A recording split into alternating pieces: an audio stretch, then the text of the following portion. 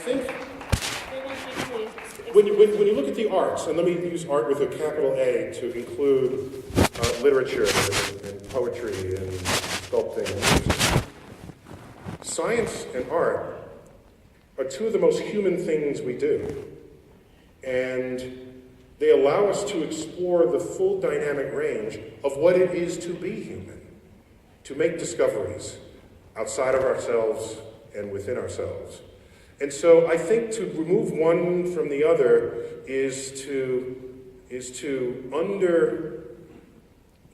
shortchange your experience of being alive.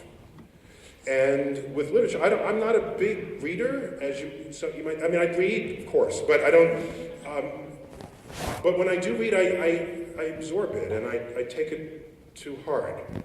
I like the fact that Jonathan Swift in Gulliver's Travels said that Mars had 2 moons when they hadn't been discovered yet. That was just kind of cool to me. I would later learn why he figured Mars would have 2 moons. It was a lucky guess, it turns out. But it's still fun to read that. There's another one, there's a line in Shakespeare, I think it's is it in the 12th Night, where there's a man who is boasting of his military exploits. And a woman who he's trying to impress says, you so remind me of Mars. And he said, because of my military might and bravery. No, it's rather, you remind me of Mars in retrograde because you move so backward when you fight. And so this was just so clever, and it touched the universe in doing so.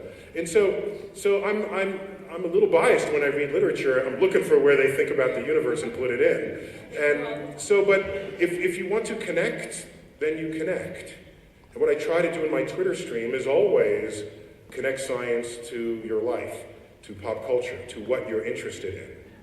On Memorial Day weekend, which was that Sunday, which was would have been the 10th airing of the 13-part Cosmos episode, we got preempted on Fox for NASCAR. Ooh. I've been tweeting during every episode of Cosmos. I was not going to stop just because of NASCAR. And so on comes NASCAR, and I say, I'm going to tweet the physics of NASCAR.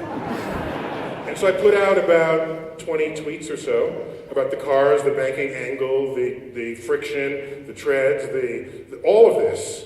And within 2 weeks, I was invited by a racing magazine to contribute an essay on acceleration in cars and in the universe. So what I would tell you is a long answer to your very good question, that unfortunately, you may be limited to a certain literary curriculum that you must teach.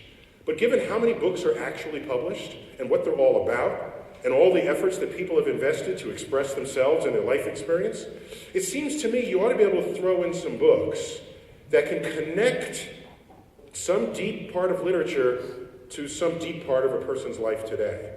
And when that happens, it's a golden lock, and you've got them forever, evermore. So that's my recommendation to you.